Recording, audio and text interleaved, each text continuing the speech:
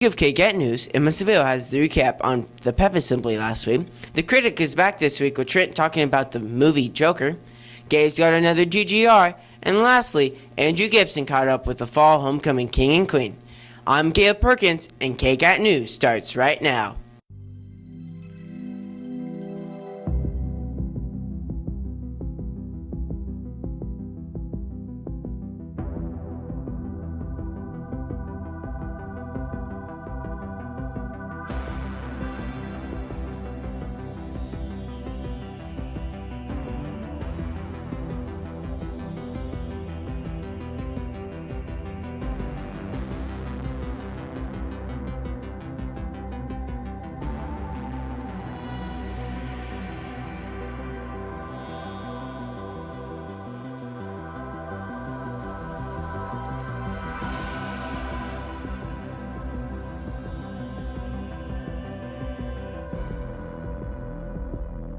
Last Friday was homecoming, and with that comes the pep assemblies. Emma Seville has the recap.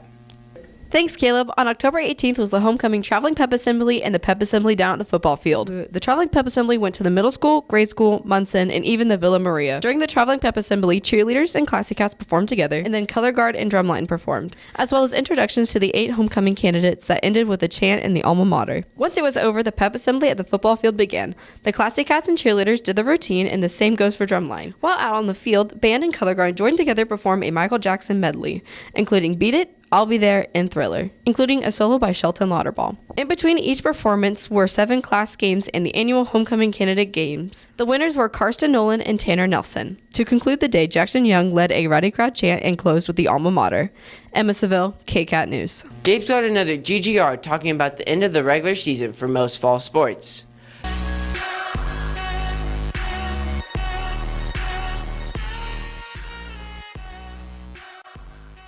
Thanks, Caleb. The cross-country teams had their league meet on October 18th. The girls' varsity team placed first overall, winning their 4th consecutive league championship. Anna Moon finished in 3rd place individually, Campbell Williams in 4th, and Emily Hankins in 5th, all 3 of them earning all-league first-team honors.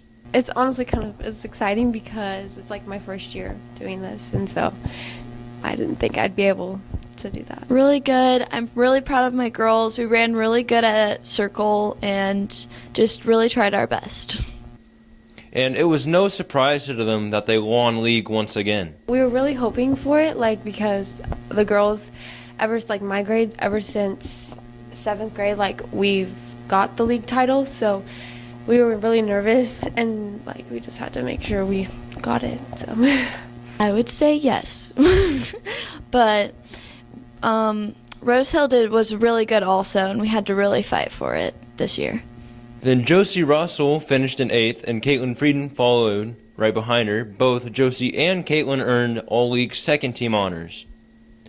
The men's team placed 4th overall, being led by Chris Dietrich in 8th place and Kyle Jones, who finished in 11th.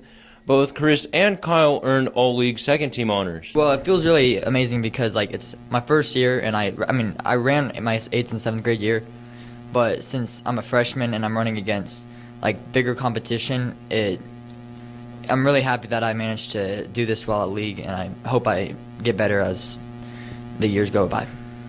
Kind of special. All I did was run, and it just kind of happened, So, yeah. They've been preparing for the regional meet, which will take place on Saturday, October 26th. Drink a lot of water, eat a lot of water, maybe even drink some water, and stretch. for regionals, we're just making sure that our legs are well rested. To prepare for regionals, I'm eating healthy, getting a lot of sleep, drinking lots of water, and I'm trying to push the team to work harder and run faster during practice, and that's what I'm doing to prepare for regionals. Just training hard, running our sprints, going out on some long runs, really just enjoying running. October 22nd was the state girls golf tournament where Maddie Ewing represented Mulvane for the second time. She shot a 114, placing 63rd, ending her career. Congratulations on a great career, Maddie. The varsity football team took on the El Dorado Wildcats for their homecoming night. The game was opened up by Mason Ellis scoring on a 1-yard run, making it 7-0. Then it was Tanner Clare making it 14-0 on a 35-yard run, and Mason Ellis made it 20-0 right at the half. Then Tanner Clare ran 18 yards for a touchdown, making it 27-0. Then he had another touchdown, this time on a 14-yard run, piling the score up to be 34-0. Then to end the night, Mason Ellis had a 7-yard run, making it 41-0. Then El Dorado would eventually find their way into the end zone, but it wasn't enough, making Mulvane victorious 41-6. And Chase Deeker is 14 for 16 on the year on PATs. That's it for this week's edition of Gabe's Game Recap. Gabe Daniel, KCAT News. The Critic is back with Trent Ellison, and this week he is reviewing the blockbuster movie Joker. My life was a tragedy.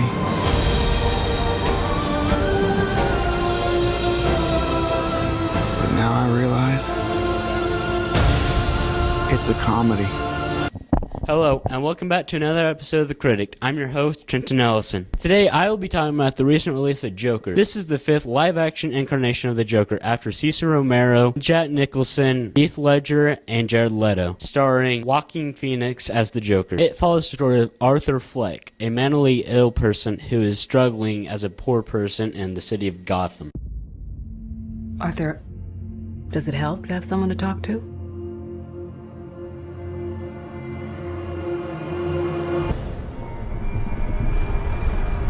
Is it just me?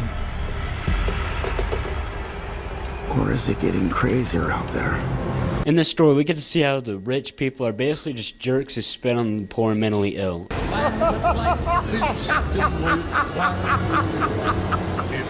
What's so funny?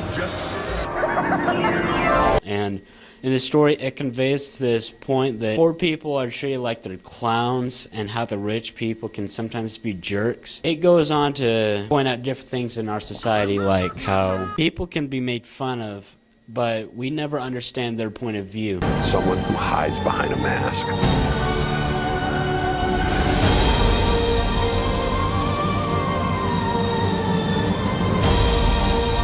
I used to think that my life was a tragedy.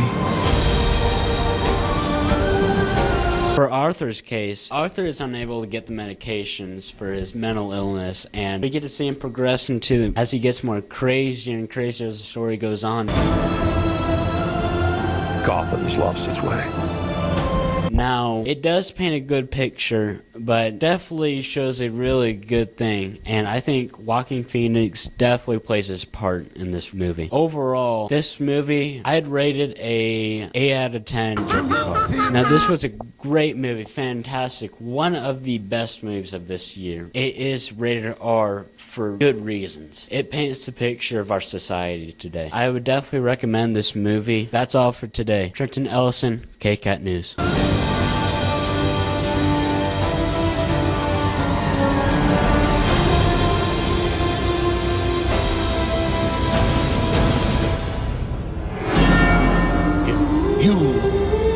Just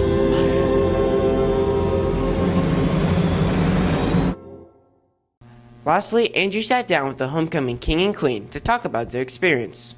Homecoming is the biggest game of the year, so it's safe to say there's a lot of hype surrounding the king and queen. It was really cool. I didn't feel really any different, but it was a cool experience. I was pretty surprised, honestly. Like, there was a handful of good candidates, so it was very surprising. Yeah, it wasn't right. Yeah, it was. No. There was ungodly amounts of toilet paper. My house was more white than it was green after everyone left. There was a lot of it all over my house, and I spent a good hour cleaning it up on Saturday. I think the homecoming winners fit pretty well. What do you think? Anybody who went to the game would say they had a blast, and the crowning of the king and queen was a great way to top it off. The overall relay results for homecoming are in. First are the freshmen, second were the juniors, third were the seniors, and fourth were the sophomores.